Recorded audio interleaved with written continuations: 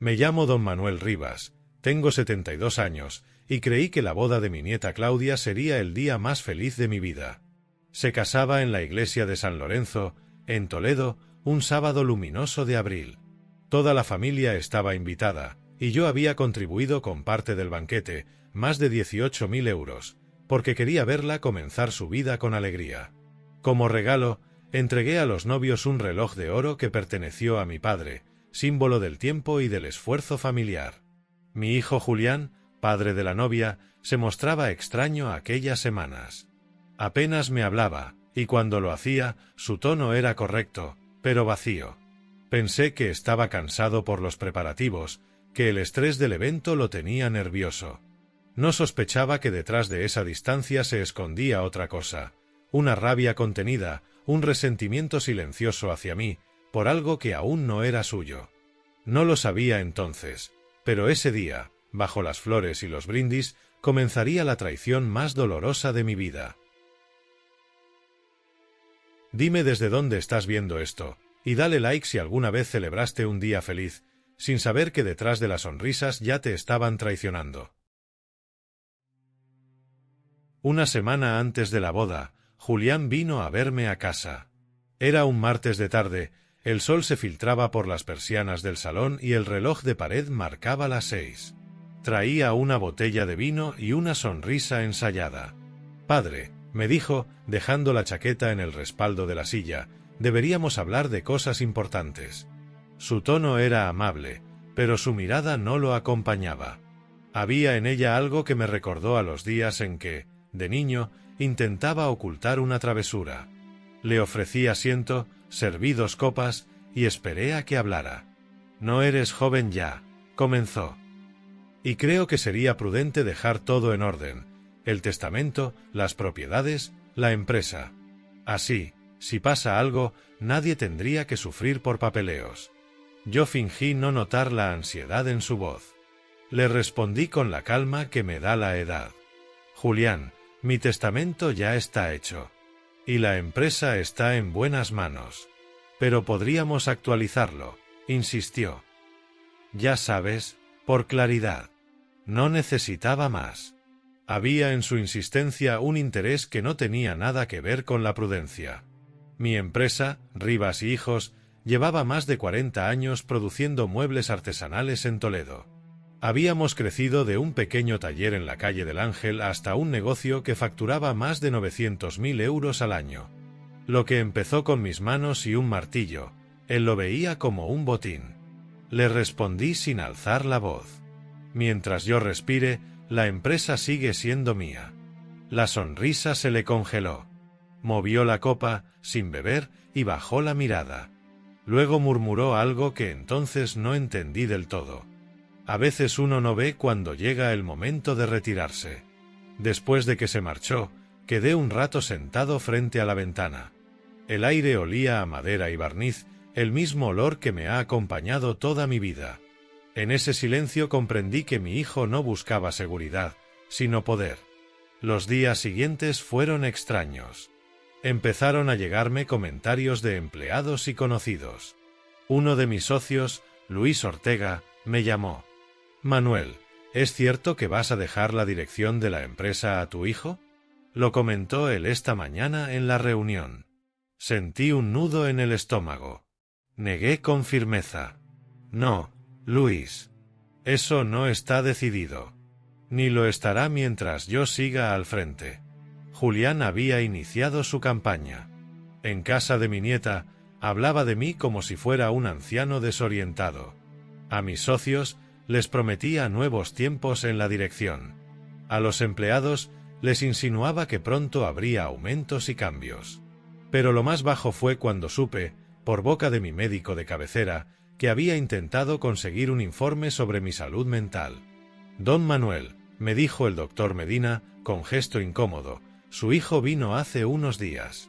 Me pidió que firmara un informe sobre su deterioro cognitivo». Le respondí que no había ninguna base médica para eso. Aquella tarde comprendí que Julián no solo buscaba manipularme, sino declararme incapaz para quedarse con la empresa legalmente. Cerré las persianas y me senté a revisar mis cuentas. Llamé a mi abogado de confianza, don Ernesto Fuentes, y le pedí que preparara una revisión de todos mis documentos. Transferí parte de los fondos a una cuenta de seguridad, y guardé los papeles más importantes en una caja fuerte oculta detrás del cuadro de mi esposa fallecida. Mientras firmaba los últimos documentos, una frase me venía a la cabeza. No hay peor enemigo que el hijo que confunde herencia con derecho. Aquel fin de semana, Claudia vino a verme. Estaba ilusionada con su boda, con los preparativos, con su vestido. Hablaba con esa inocencia que solo los jóvenes tienen, ajena al conflicto que se gestaba entre su padre y yo. «Abuelo», me dijo mientras tomábamos café en la terraza, «papá anda un poco nervioso. Dice que te preocupas demasiado por el dinero». «El dinero no me preocupa, hija. Lo que me preocupa es la lealtad», le respondí con suavidad. Ella me miró, sin entender del todo, pero asintió con cariño. La abracé, y en ese momento decidí no manchar su boda con mis sospechas. Callaría, al menos hasta que todo pasara. Sin embargo, mi silencio no detuvo la tormenta. Julián empezó a actuar con más descaro. Revisaba mis documentos cuando venía a casa por cortesía, preguntaba por mis medicinas, por mis citas con el notario, fingiendo preocupación. En el taller, su tono con los empleados cambió. Ya no hablaba como heredero, sino como dueño. «Mi padre está cansado», decía. «Pronto tomaremos nuevas decisiones». Algunos lo creyeron. Otros, que me conocían desde hace décadas, me lo contaron con respeto.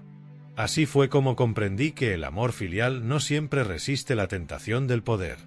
Y también entendí que, a veces, la codicia no grita, susurra con una sonrisa. A medida que se acercaba la boda, algo en el ambiente se tensaba. Mi casa estaba llena de flores, de trajes planchados y de invitaciones, pero detrás de todo ese orden había una sombra. Julián apenas me miraba. En las reuniones familiares, evitaba sentarse a mi lado. Cuando hablaba, lo hacía con frases cortas, calculadas. Yo lo observaba en silencio, con el mismo respeto con que uno observa a un hijo que se ha perdido sin saberlo. El día antes de la ceremonia, dejé un sobre cerrado en mi escritorio, dirigido a mi abogado. Contenía copias del testamento, los poderes notariales y una breve carta que decía: «Si algo ocurre, que se sepa la verdad». No imaginaba que, apenas 24 horas después, esa verdad comenzaría a salir a la luz frente a toda mi familia, en el día que debía ser el más feliz de mi nieta. Después de aquella conversación, la casa se volvió silenciosa de un modo distinto. No era el silencio de la paz, sino el de la espera. Sentía que algo se preparaba a mis espaldas. Julián había dejado de visitarme por unos días, y cuando lo hacía, sus gestos eran exageradamente atentos. Me traía pan del horno, preguntaba si necesitaba ayuda con los papeles, se ofrecía a acompañarme al médico. Cada una de esas atenciones sonaba a ensayo. Detrás de cada sonrisa había una intención. Una tarde, bajé al taller para revisar los pedidos de la semana. Los carpinteros estaban inquietos. Habían oído rumores. Uno de ellos, un muchacho llamado Carlos, se me acercó con respeto. «Don Manuel», dijo, «su hijo vino por aquí esta mañana. Nos habló de cambios. Dijo que pronto usted descansaría y él se haría cargo». Guardé silencio. No quería que vieran mi enojo. Solo respondí: «Mientras mis manos puedan sostener una gubia, nadie tomará mi lugar». Carlos asintió, con una mezcla de lealtad y miedo. Cuando se marchó, apoyé las manos sobre el banco de trabajo. Las vetas de la madera parecían las arrugas de mi vida, firmes, inevitables, llenas de historia. Yo había construido ese negocio con esfuerzo, y ahora mi propio hijo quería arrebatármelo usando la ley. Esa misma semana, supe por mi abogada, Laura de Haro, que Julián había solicitado una copia de mi testamento en el registro notarial. Argumentó que lo necesitaba para preparar trámites familiares. Laura lo detuvo a tiempo, pero me advirtió: «Don Manuel, su hijo está intentando recopilar pruebas para una posible incapacitación legal. Dice que usted confunde nombres, que olvida pagos, que está desorientado. Le pedí que no respondiera, que lo dejara actuar. No quería que sospechara que yo ya lo sabía todo. Prefería esperar y reunir pruebas. Días después, recibí la llamada del doctor Medina. Me pidió que pasara por la consulta. Cuando llegué, me mostró un documento sin firmar, un formulario que Julián había dejado en su escritorio. En él, solicitaba una evaluación de deterioro cognitivo para justificar la futura revisión de mi testamento. Me negué. Por supuesto, me dijo el doctor. No tiene ningún fundamento médico. Usted está lúcido. Pero su hijo parece decidido. Salí de la consulta con una mezcla de tristeza y determinación. Esa noche dormí poco. Caminé por la casa, tocando los muebles que había hecho yo mismo, la mesa del comedor, el aparador del recibidor, la silla donde se sentaba mi esposa. Todo lo que tenía, lo había creado con mis manos. Pensé, ¿en qué momento el amor de un hijo se convirtió en cálculo? A la mañana siguiente, fui al banco. Pedí revisar todos mis movimientos recientes. Había transferencias que Julián había gestionado como apoderado, pagos menores, pero fuera de lugar. Cancelé su acceso y firmé nuevas disposiciones. Luego, pasé por la notaría para dejar constancia escrita de mis facultades mentales y financieras. Por la tarde, Claudia vino a verme. Traía el vestido de novia en una funda blanca. Estaba radiante, ilusionada, sin sospechar el huracán que se avecinaba. «Abuelo, ¿vas a sentarte cerca de mí en la ceremonia?», me preguntó con ternura. «Claro, hija. Estaré donde tú quieras. Papá está algo raro», añadió. «Habla de trabajo todo el tiempo. A veces parece que no disfruta de nada». No quise cargarla con la verdad. Le acaricié la mano y le dije: «Déjalo. Es su manera de esconder los nervios. Tú solo piensa en tu boda». Esa noche, cuando se fue, revisé cada carpeta de mi escritorio. Guardé documentos contables, contratos de clientes y copias de escrituras en una caja fuerte empotrada tras el retrato de mi esposa. Dentro dejé también una carta manuscrita: «Si me pasa algo, estas son las pruebas». Al día siguiente, Julián apareció de nuevo, sin avisar. Entró con su llavero, como si todavía tuviera derecho a hacerlo. Venía vestido con traje, olía a colonia cara y hablaba con una calma artificial. «Padre», dijo mientras se servía un café, «estuve pensando en lo que hablamos. No quiero discutir. Solo quiero ayudarte». «¿Ayudarme a qué?», pregunté, sin levantar la voz. «A dejar las cosas claras. Si firmas una cesión parcial de la empresa, yo puedo ocuparme de los asuntos más pesados. Tú podrías descansar». Lo miré largo rato. Había aprendido que el silencio pesa más que cualquier palabra. Entonces le respondí: «Descansaré cuando sienta que puedo confiar». Su mandíbula se tensó. Luego soltó una risa breve, seca. «No se trata de confianza, padre. Se trata de realidad. Ya no eres el de antes». Se levantó y, sin despedirse, salió cerrando la puerta con fuerza. Durante los días siguientes, su campaña de manipulación se volvió más agresiva. Supe que había hablado con mis socios mayores, insinuando que yo no recordaba cifras, que mezclaba pedidos. Uno de ellos, don Vicente, me lo contó. «Tu hijo dice que te nota diferente, que olvidas nombres».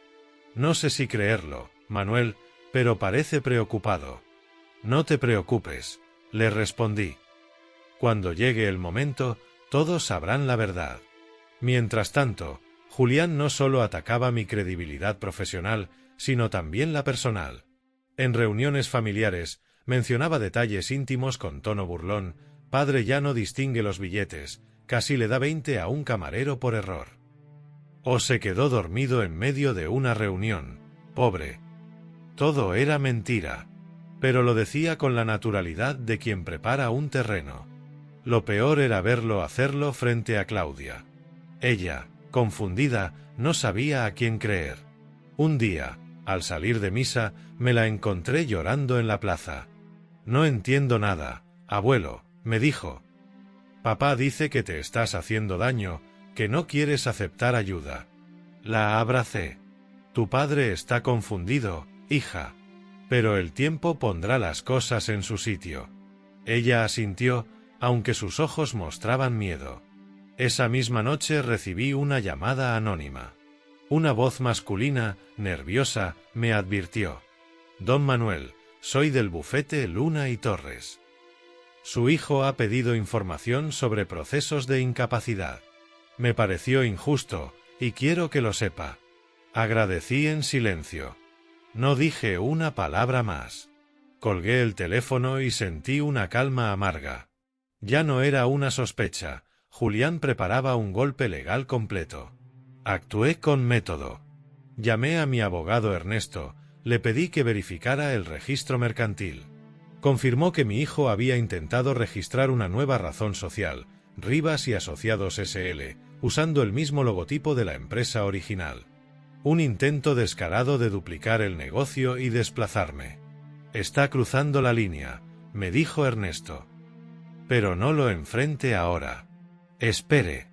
Documente todo». Eso hice. Empecé a guardar correos, mensajes, declaraciones. Cada mentira suya se convirtió en una línea escrita. No buscaba venganza, sino verdad documentada. En esos días, recordaba a menudo una frase que mi padre solía repetir cuando me enseñaba el oficio: «El que golpea primero puede romper madera, pero nunca el corazón del que la talló». La víspera de la boda, me senté solo en el taller, rodeado del olor a roble.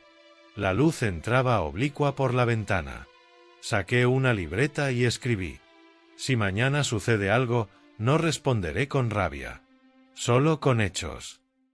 Sabía, en el fondo, que Julián no soportaría mi negativa. Lo había visto en su mirada, en ese fuego de frustración que ya no podía disimular. Pero no imaginaba que llegaría a humillarme públicamente delante de todos los que alguna vez nos respetaron. Esa noche dormí con la puerta cerrada con llave. En el escritorio dejé un sobre dirigido a Claudia. Dentro, un mensaje simple: «Hija mía, si mañana algo se rompe, que sea solo el silencio, no el amor». Y al amanecer, mientras el sol se alzaba sobre los tejados de Toledo, me vestí despacio, con el mismo traje gris que usé en la boda de mi esposa hace 40 años. No por nostalgia, sino por respeto. Sabía que ese día marcaría el final de una etapa y el inicio de otra. A veces, los viejos no necesitamos premoniciones. Solo sentimos cuando el aire cambia. Y aquel amanecer, el aire ya olía a traición. El sábado 22 de abril de 2023 amaneció limpio, con una luz que hacía brillar las piedras de Toledo como si fueran nuevas. A las 10:30, la plaza frente a San Lorenzo estaba llena de invitados: trajes azules, corbatas discretas, vestidos claros. Un florista colocaba las últimas hortensias blancas junto al atril. El sacristán me saludó con la deferencia de quien me ha visto en bautizos y funerales. Yo llevaba el reloj de mi padre en la muñeca, ajustado con un gesto que repetí 2 veces, quizá por nervios, quizá por memoria. Claudia llegó pasadas las 11:15. Su sonrisa tenía la claridad de los 24 años y el paso firme de quien cree en el futuro. Me tomó del brazo antes de entrar a la iglesia. «Abuelo, quédate a mi lado hasta que me recoja papá, ¿sí?» «Estoy aquí», le dije. «Hoy todo será limpio». La música del órgano cubrió murmullos y suspiros. Cuando sonaron los primeros acordes de Ave María, sentí un nudo en la garganta que nada tenía que ver con la tristeza. Era gratitud. Los bancos estaban ocupados. Los Ortega, los Santos, los viejos proveedores del taller, algunos vecinos de la calle del Ángel. Vi a mis carpinteros, con las manos callosas escondidas en bolsillos impecables. Me hicieron un gesto de respeto. Julián se acercó a nosotros en el vestíbulo. El traje le quedaba perfecto, el nudo de la corbata, exacto. Me miró sin sonreír. «Padre», dijo, «yo llevo a Claudia al altar». «Es tu deber y tu honor», respondí. La ceremonia fue correcta, elegante, breve. El sacerdote habló de la paciencia, del trabajo compartido. Un matrimonio no se hereda, se construye, dijo. Pensé en la empresa, en los 4 decenios de madera, en los lunes de taller con olor a barniz. Agradecí en silencio la frase. Al salir, arrojaron pétalos. El fotógrafo gritó nombres. Yo entregué a los novios un sobre con mi dedicatoria y allí mismo el reloj de oro de mi padre envuelto en terciopelo azul. No es valor lo que te doy, susurré a Claudia. Es tiempo bueno. Ella me besó la frente. Julián observaba, quieto, con esa mirada de cálculo que últimamente llevaba como una sombra. Aplaudió cuando correspondía. No se acercó.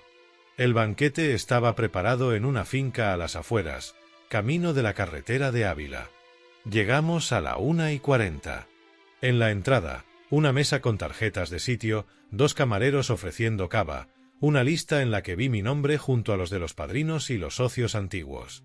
Los novios entraron a las 2 en punto. Aplaudimos de pie. Sonó un vals corto.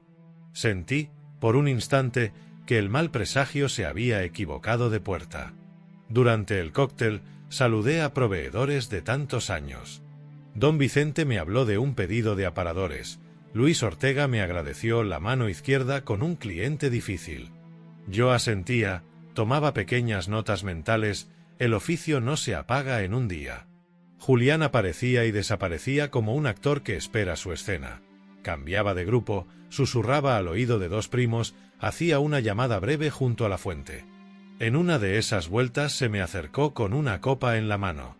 Tenía ese brillo en los ojos que no era alegría. «Padre, ¿puedo hablar con usted un momento?» «Dime». Nos apartamos un paso, no más. Él abrió la chaqueta y dejó ver una carpeta fina, cuero negro. «Hay papeles que no admiten demora. Si firmas esta semana, todos salimos ganando. No quiero disgustos. Hoy es un buen día para dejarlo acordado», dijo en voz baja. «No firmo nada que no entienda», respondí, tranquilo. Sostuvo mi mirada. La suya era dura, impecable, como un vidrio sin huellas. La sonrisa, técnica. «No te preocupes», añadió. «He hablado con quien corresponde. No he autorizado a nadie», dije.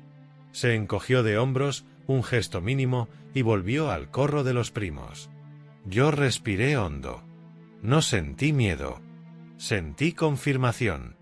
En la mesa presidencial, Claudia se ocupaba de todos. El novio, correcto, pendiente. Mi silla tenía un tarjetón con mi nombre y un pequeño grabado de hojas. A las 2:30 sirvieron el primer plato. A mi izquierda, Laura de Haro, invitada como amiga de la familia. A mi derecha, mi hermana Carmen, que me apretó la mano bajo el mantel cuando vio a Julián cuchichear con Sergio, nuestro sobrino. «¿Todo bien, Manuel?», preguntó Laura. «Todo en su sitio», respondí. «Hoy no se firma nada». Ella asintió con la prudencia de quien sabe esperar. Los brindis estaban programados para las 4. El maestro de ceremonias, un joven diligente con auricular y libreta, venía y iba contando tiempos. Yo lo observaba moverse como un peón atento. En un momento lo vi hablando con Julián, que señalaba la mesa donde yo estaba. El maestro me miró de reojo. En mi oficio aprendí a leer hombros tensos, manos húmedas, miradas que piden permiso. Había un guión que no era el oficial. En el segundo plato, Julián volvió a mi lado. No se sentó. Colocó una mano en el respaldo de mi silla, la otra en su carpeta. «He traído un modelo de poder», murmuró. «Solo un poder para trámites. Nada más». «No es el día», le dije. «Es precisamente el día. Están todos. Evitamos malentendidos». «Evitarás los tuyos», respondí. «Yo no tengo dudas». Volvió la sonrisa, más corta. «No conviertas esto en algo feo», dijo. «No lo conviertas tú». Se fue. Laura me miró sin palabras. Yo bebí un sorbo de agua. El vaso no tembló. A las 4:05, Claudia se inclinó hacia mí. «Abuelo, después de cortar la tarta, Tú hablas.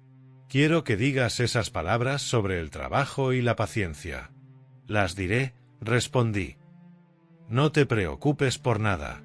La tarta apareció entre aplausos. Fotos, flashes, azúcar. En la pista, los niños corrían alrededor de un arco de luces. Durante unos minutos, todo fue simple. Fue entonces cuando noté el cambio de clima, una corriente fría entre los hombros de los invitados. Empezó con un gesto. Julián soltó la carpeta sobre una mesa auxiliar y dio una palmada discreta a Sergio. Sergio asintió y salió al pasillo de servicio. Volvió con un hombre que no conocía, traje claro, maletín.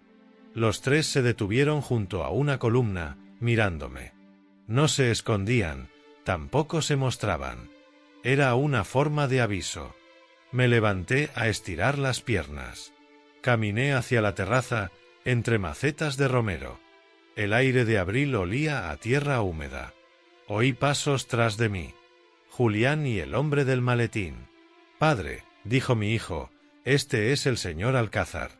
Colabora con nosotros en temas notariales. Le he pedido que venga para aclararlo todo. Te llevará 5 minutos. Es un poder específico, nada más». El señor Alcázar, correcto, inclinó la cabeza. «Encantado, don Manuel. Todo a su conveniencia». «Hoy no se firma», dije. «No hay urgencia legítima». «La urgencia es evitar malentendidos familiares», replicó Julián, con esa calma que no era calma. «Las cosas claras nos ahorran disgustos». Lo miré, luego miré al supuesto notario. «Si hay algo que hablar, se habla el lunes, en despacho, con mi abogado. Hoy es la boda de mi nieta». El señor Alcázar abrió las manos, como si recogiera aire. «Por supuesto. No insistiré». Julián apretó los dientes. Fue un gesto corto, apenas sombra. Pensé, ya no disimula. Volvimos al salón. El maestro de ceremonias me buscó con la mirada y levantó su libreta. Señal de que faltaban minutos para mi brindis. Me senté. Carmen, mi hermana, rozó mi brazo. «¿Qué ocurre, Manuel?» «Nada que no se arregle con luz». Ella asintió. Conocía esa palabra en mi boca. A las 4 en punto, el maestro golpeó la copa con una cucharilla, 3 veces. Los murmullos se fueron apagando. Me hizo una señal. Me levanté despacio. Vi a Claudia, expectante, con los ojos brillantes. En el borde del salón, Julián se cruzó de brazos, el mentón alto, la carpeta ya abierta. Sergio, 2 pasos detrás, sacó el móvil del bolsillo del traje. Tomé la copa. No temblé. Dije: «Familia, amigos. Hoy no hablo de dinero ni de empresas. Hablo de trabajo, de manos, de tiempo. Del tiempo que da forma a lo que amamos. Mi padre me dejó un reloj que no mide horas, mide responsabilidades. Se lo he regalado a Claudia porque...». En la mesa de los primos cayó un cubierto. Un sonido leve, una alerta. Nadie miró allí. Yo continué. Porque el amor no se hereda, se sostiene. Y porque la lealtad no necesita testigos, solo memoria. Vi a Julián sonreír sin alegría. Hizo un gesto al maestro de ceremonias, como si pidiera turno. El maestro dudó. Miró hacia mí, luego a él. Yo asentí al maestro, un gesto breve, que siguiera el programa. Terminé mis palabras con una frase aprendida en el taller. Las cosas bien hechas no necesitan defensa. Aplausos, medidos. Claudia me abrazó, hundió la frente en mi hombro por un segundo. La tranquilidad podía haber durado. Podía. Pero el teatro necesitaba su escena. El maestro, todavía con la cucharilla en la mano, anunció. Ahora, unas palabras de Julián Rivas, padre de la novia. Julián avanzó con la carpeta en el brazo. Noté ese brillo endurecido en la mirada que había visto días atrás.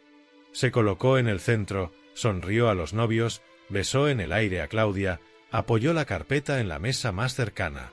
La abrió. La sala, sin saber qué esperaba, contuvo la respiración. Yo sentí que el guión secreto alcanzaba su punto. «Seré breve», dijo Julián. «Hoy celebramos el amor y, también, la claridad». La palabra claridad hizo vibrar el aire. Vi a Laura de Haro enderezarse un poco en la silla. El señor del maletín se quedó cerca de la columna, dentro del campo, pero fuera de la foto. Sergio tenía el móvil listo. Julián me miró. No habló aún. Jugó con el borde de un folio. Y, en esa pausa, comprendí que había elegido la boda de su hija para forzar una escena pública. No sabía, o no quería saber, que ese mismo público sería testigo, no juez. Me senté despacio. Coloqué la copa donde había estado. En el bolsillo interior de mi chaqueta, el sobre para Claudia pesaba lo justo. Pensé, que pase lo que tenga que pasar. Yo no correré. Ese fue el último minuto de calma. Lo supe por el silencio distinto, por el modo en que las conversaciones morían a mitad de frase, por el destello breve de un teléfono encendiéndose en una esquina. Y también por algo pequeño. El reloj de mi padre, en la muñeca de Claudia, marcó la hora exacta en la que el amor debía sostenerse sin gritos. Yo la miré. Ella, sin entender aún, me devolvió la mirada. Entonces, la escena comenzó. Y ya no fue teatro, fue verdad que pedía luz. El brindis de Julián empezó con tono solemne. Su voz, grave, resonó en el salón como si leyera un comunicado. Hoy, dijo, no solo celebramos el amor de Claudia y Diego. También celebramos los valores de una familia que siempre ha defendido la honestidad. Las primeras palabras parecían correctas, pero yo reconocí la trampa en la entonación. Había algo en su acento, una mezcla de ironía y rencor que solo un padre puede detectar. Los invitados, distraídos, aplaudieron. Claudia sonreía, aún sin sospechar. Mi padre, continuó, girando hacia mí, ha hablado de esfuerzo y de dignidad. Y yo lo respeto. Pero la verdad es que, a veces, la honestidad también se esconde. A veces, quien predica transparencia tiene cuentas en la sombra. El murmullo se propagó como una corriente eléctrica. Algunas cabezas se giraron hacia mí. Claudia bajó la copa con gesto confuso. «¿Qué estás diciendo, papá?», susurró ella. Julián ignoró su voz. «Sí», prosiguió, «hablo de cuentas. De dinero que debería estar en la empresa familiar y que, misteriosamente, se desvió. Dinero que mi padre oculta en lugares que ninguno conocemos». Di un paso al frente, despacio. «Julián», dije, sin alzar la voz, «este no es el momento ni el lugar». «¿No?», replicó él, con una sonrisa torcida. «¿Cuándo, entonces? ¿Cuando ya no puedas responder?» El salón se quedó en silencio. Solo el zumbido del aire acondicionado llenaba los huecos. El fotógrafo, sin saber qué hacer, bajó la cámara. Claudia se llevó la mano al pecho.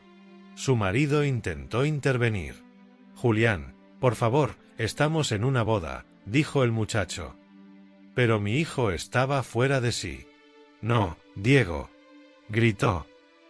«Tú no sabes lo que este hombre ha hecho. Nos ha engañado a todos». La palabra engañado resonó con eco. Yo no sentí rabia, sino una especie de tristeza inmóvil. Vi en su rostro algo que no era solo odio, era miedo. Miedo a perder lo que creía suyo. «Julián», dije otra vez, pausado, «lo que no te pertenece no puede perderse». Él dio un paso hacia mí, la mandíbula tensa, los puños cerrados. «Tú ya estás viejo», gritó. «Esa empresa debería ser mía». Su voz quebró el aire. Y antes de que nadie pudiera detenerlo, me empujó. Fue un golpe seco, brutal. Mi cuerpo cayó hacia atrás, chocando contra la mesa del banquete. Los platos se rompieron, las copas se estrellaron en el suelo. Un niño gritó. Alguien soltó un «Dios mío». Caí sobre el mantel, entre flores y cristales. Sentí el corte de una copa en la palma, el vino corriendo sobre mi traje. Un camarero intentó ayudarme, pero lo aparté con un gesto. Me incorporé lentamente, sosteniéndome en el respaldo de una silla. No temblaba. Solo miré a mi hijo, que seguía allí, respirando con furia, los ojos inyectados. «Julián», le dije, apenas un susurro, «acabas de romper algo que no se repara con disculpas. Prefiero verte muerto antes que perder lo que me pertenece», gritó, apuntándome con el dedo. El silencio fue absoluto.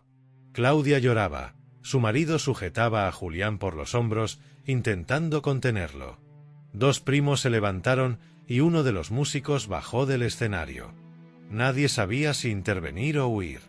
El hombre del maletín, el supuesto notario, se había retirado discretamente hacia la puerta. Laura de Haro se levantó de su mesa y, con paso firme, fue hacia mí. «Don Manuel, ¿está bien?», preguntó, con voz profesional. «Sí», respondí. «Ya no hay nada que discutir aquí». Ella se giró hacia Julián. «Le recomiendo que no diga ni una palabra más», le advirtió. Pero él ya no escuchaba. Se soltó del abrazo de Diego y golpeó una copa con el puño, haciéndola estallar. «Todos vais a ver quién soy yo», vociferó. El sonido de las sirenas llegó desde lejos, como un eco que venía a cerrar la escena. Alguien, quizá uno de los invitados, había llamado a la policía. Julián trató de salir, pero dos agentes de seguridad privada del recinto lo interceptaron en la puerta. Claudia gritó su nombre, corrió hacia él y él la apartó de un empujón. «Déjame», le gritó. «Tú también estás de su parte». Los agentes lo redujeron con calma. No hubo violencia, solo firmeza. Yo me acerqué despacio. Mis pasos resonaban sobre los restos de cristales. «No te odio, hijo», le dije. «Solo lamento que hayas confundido la herencia con la sangre». Él me miró con una mezcla de rabia y vergüenza. Su boca se abrió, pero no salió palabra. Uno de los policías entró y habló con el encargado de la finca. Laura se presentó como mi abogada. Explicó lo ocurrido con claridad, mostrando su identificación. Mientras los agentes tomaban declaraciones, algunos invitados se acercaron a mí, todavía atónitos. Uno de ellos, un viejo amigo de la familia, me tocó el hombro. «Manuel, esto quedará grabado», me dijo. Varias personas lo filmaron. «Que quede», respondí. La verdad no teme a las cámaras. Y así fue. Esa misma tarde, antes de que terminara la celebración, los vídeos empezaron a circular entre los invitados, como una llama que pasa de mano en mano. En uno de ellos se escuchaba con nitidez la frase de Julián: «Prefiero verte muerto antes que perder lo que me pertenece». La policía me pidió acompañarlos para declarar. Les dije que lo haría al día siguiente. Esa noche, en la finca, el aire olía a flores rotas y a vino derramado. Claudia vino a buscarme al coche, con los ojos hinchados. «Abuelo, perdóname», sollozó. No sabía que él. «No tienes que pedirme perdón, hija. Él ha hecho su elección». «No quiero que todo acabe así», dijo, temblando. Le tomé la mano. «Nada termina hoy. Solo empieza la verdad». Nos quedamos un momento en silencio. Dentro del salón, los camareros recogían platos rotos. Algunos invitados se marchaban en silencio, avergonzados de haber presenciado lo que nadie debería ver, a un hijo destruyendo el respeto frente a su propio padre. Al llegar a casa, me lavé las manos con agua fría. Vi el pequeño corte en la palma y el vino seco en la manga. No dolía. Lo limpié despacio y abrí el cajón del escritorio. Allí estaban las copias de las transferencias, los documentos de la empresa, el sobre para Claudia.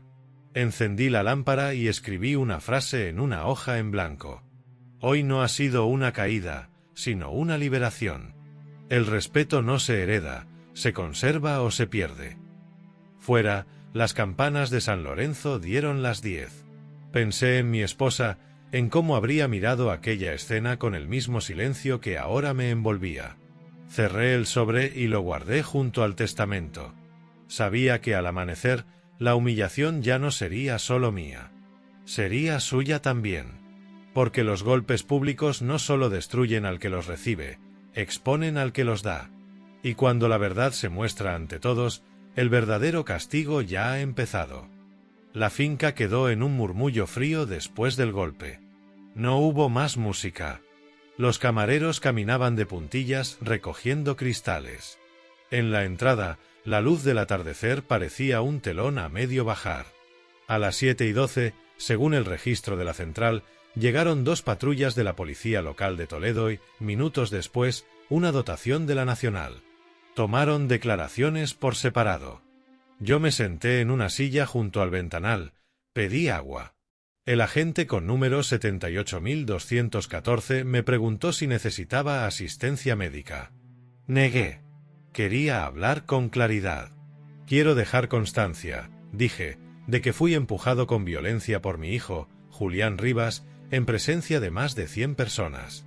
Y que me amenazó de muerte. No intenté dramatizarlo. Solo repetí sus palabras exactas.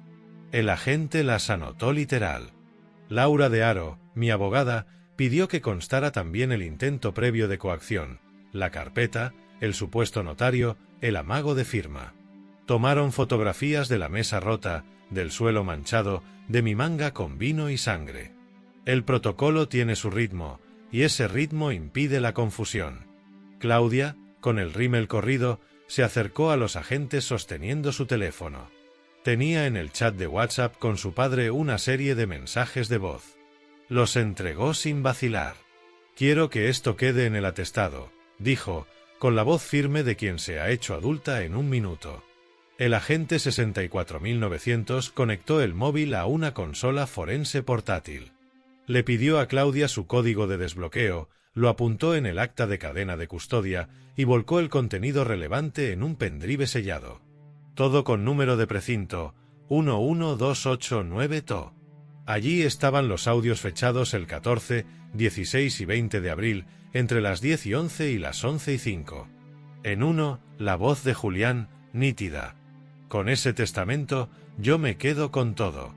El viejo no vivirá mucho más. Ayúdame a que firme y no tendremos que hacer ruido. Hubo un silencio que no fue de vergüenza, sino de constatación. La verdad, cuando suena grabada, no deja margen para las interpretaciones. Claudia miró al suelo. El agente repitió la frase en voz casi mecánica mientras la transcribía, palabra por palabra. Pedí que incluyeran también los correos en los que Julián anunciaba cambios de dirección en la empresa.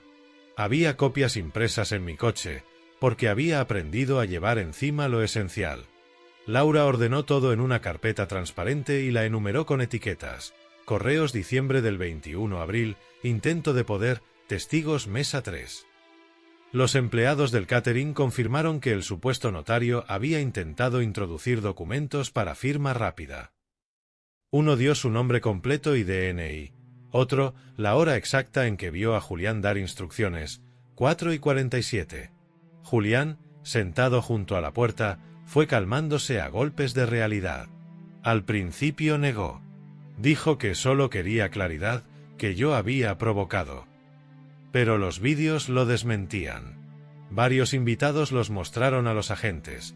4 ángulos distintos, mismo empujón, misma frase.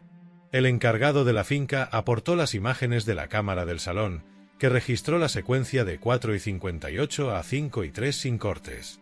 Copiaron el archivo MP4 en el mismo pendrive, bajo etiqueta CCTV01.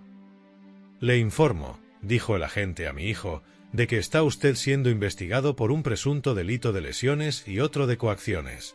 Queda citado para declarar mañana a las 10 en comisaría. Julián pidió un vaso de agua. Por un momento, bajó la vista, como si al fin mirara el borde concreto del abismo. Intentó acercarse a Claudia. Ella dio un paso atrás. «Papá, no me llames», dijo, con llanto seco. «No hoy». A las 8:05 firmé mi declaración. No añadí adjetivos. Solo hechos, hora, empujón, testigos, frase. Cuando terminé, sentí la fatiga de los días largos, pero no derrota.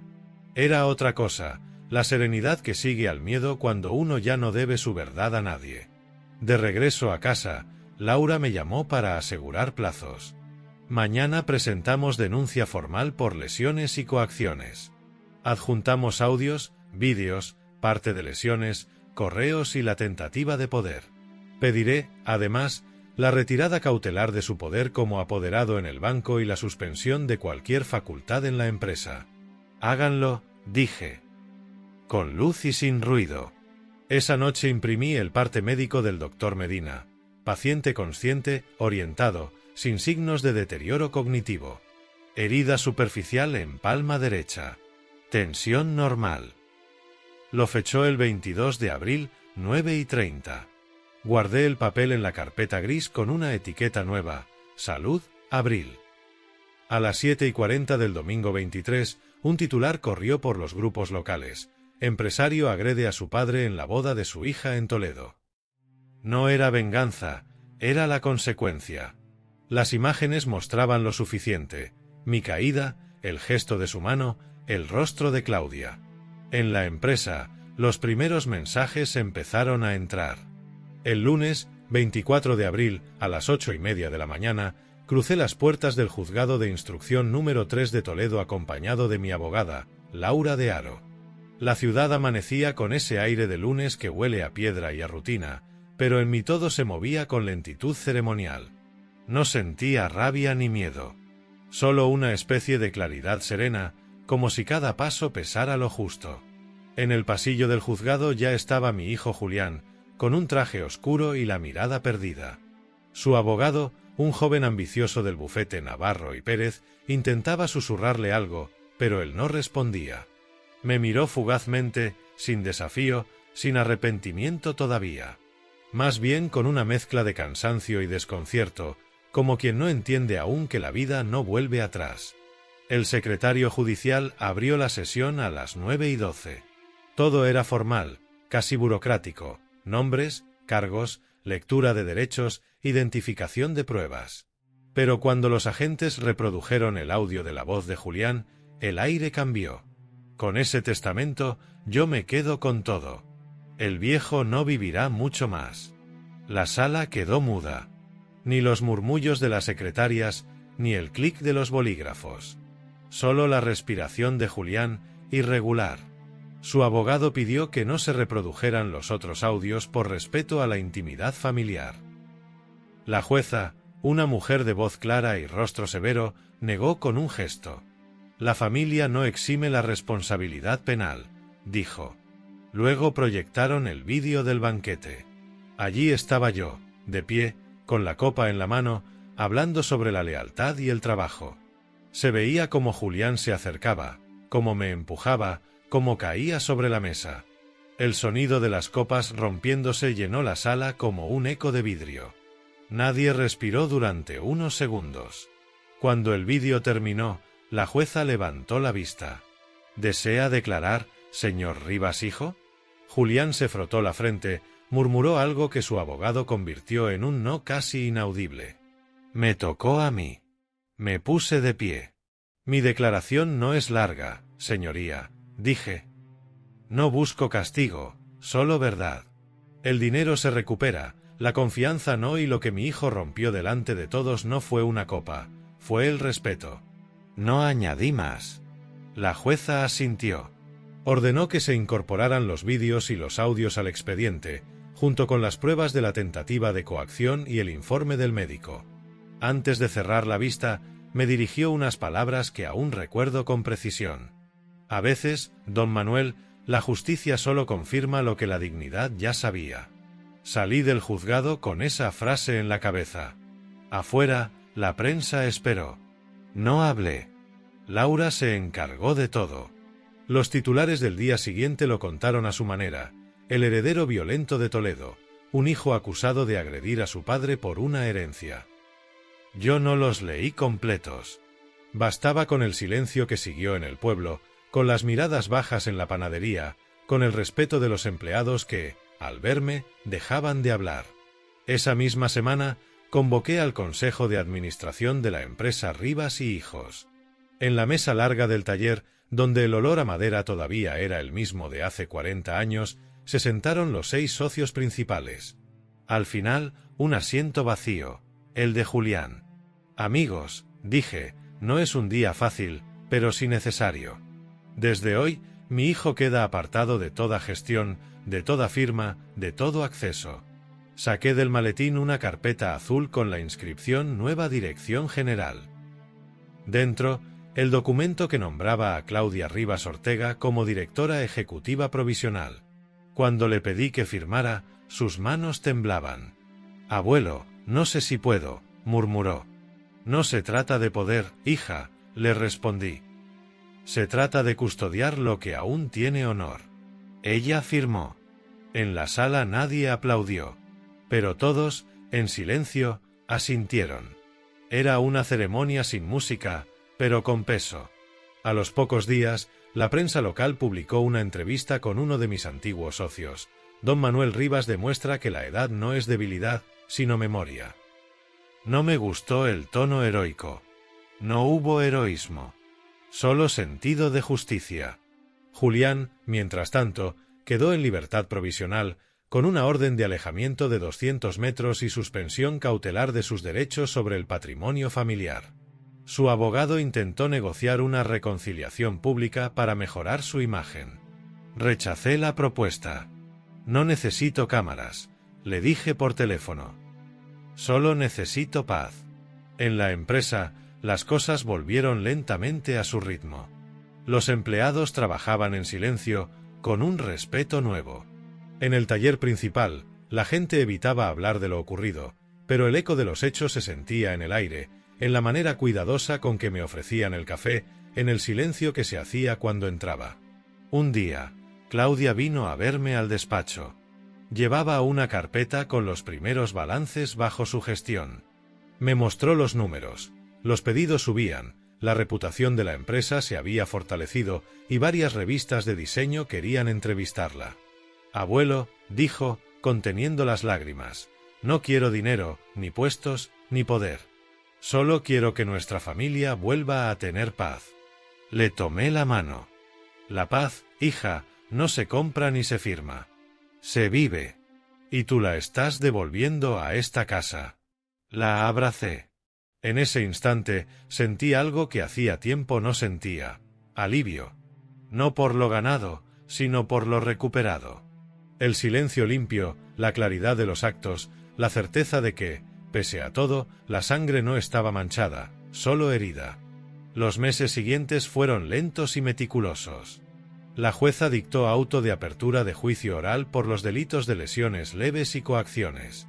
La pena solicitada era de 2 años y 6 meses de prisión, además de la pérdida temporal de derechos hereditarios. Julián, finalmente, aceptó un acuerdo de conformidad. No fue una victoria, fue una consecuencia. Cuando la sentencia se notificó, la leí de pie, junto a la ventana del despacho.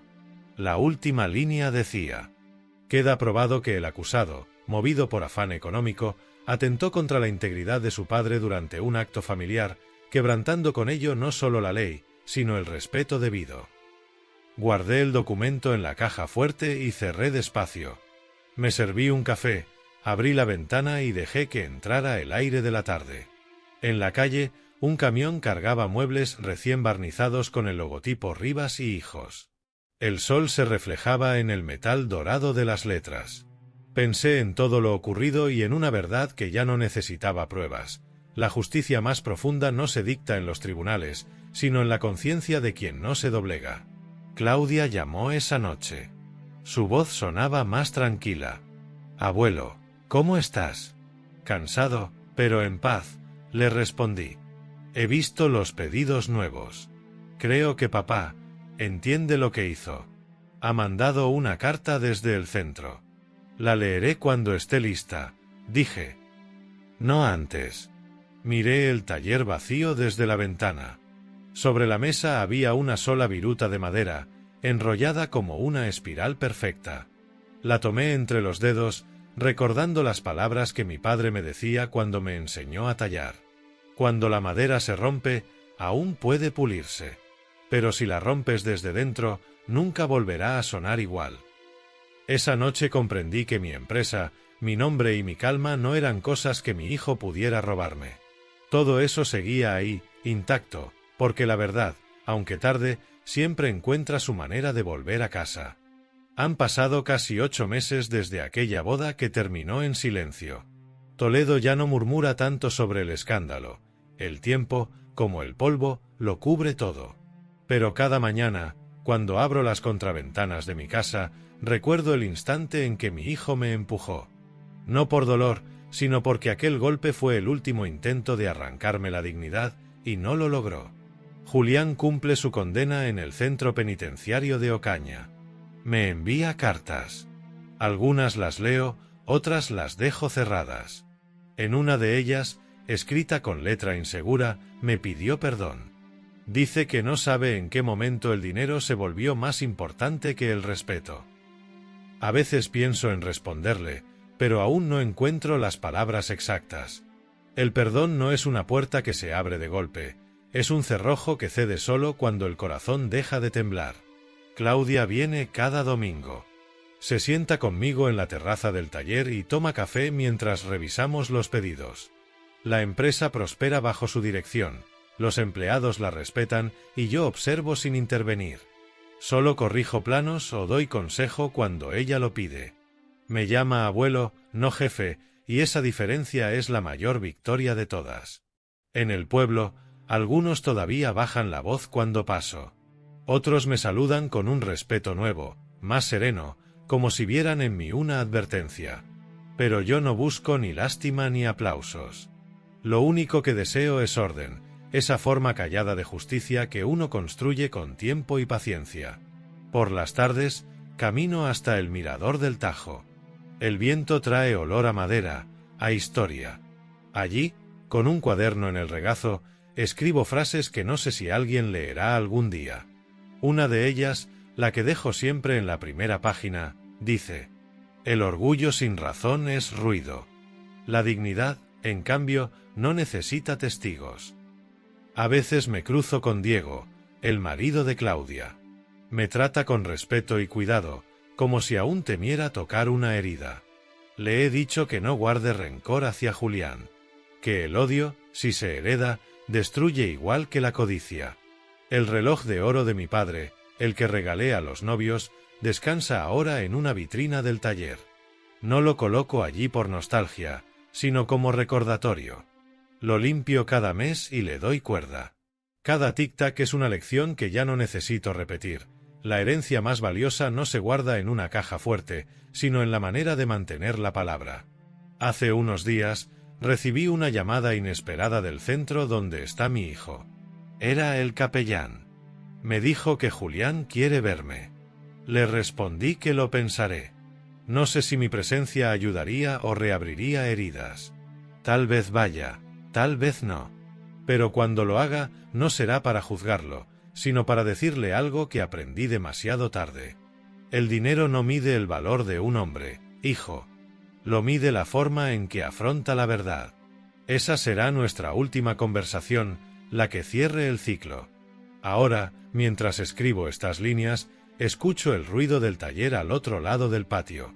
Claudia da instrucciones a los carpinteros, y el sonido de las sierras se mezcla con el canto de los gorriones. El mundo, poco a poco, ha vuelto a su ritmo. Tomo mi taza de café y miro el amanecer sobre Toledo. La luz entra limpia, sin sombra. En el alféizar, una viruta de madera brilla como si fuera oro. La toco con los dedos y pienso, no heredé fortuna, heredé oficio. Y eso nadie puede quitármelo. Respiro. El pasado ya no duele. Solo enseña.